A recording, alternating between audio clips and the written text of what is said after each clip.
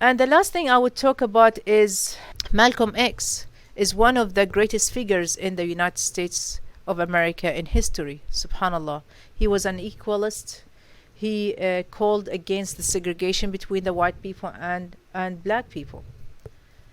And just a little bit about him. He used to be the secretary of the Nation of Islam. And at that time, Nation of Islam, they were outside of the fold of Islam. They were a different sect than the mainstream of Islam.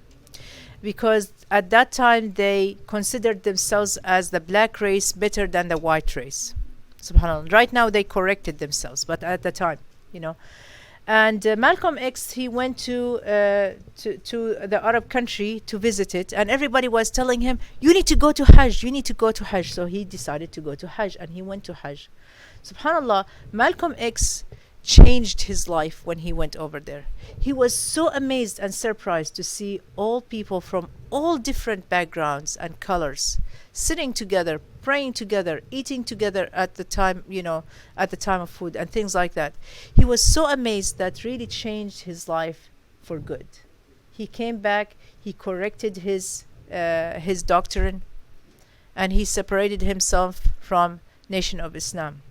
And he said a very famous saying, a very famous quote. He said, during the 11 days here in the Muslim world, I have eaten from the same plate, drank from the same glass, with fellow Muslims whose eyes were the bluest of blue, whose hair was the blondest of blonde, and whose skin was the whitest of white. And in their deeds and in their worship, I felt the same sincerity of the black people. SubhanAllah. Yes.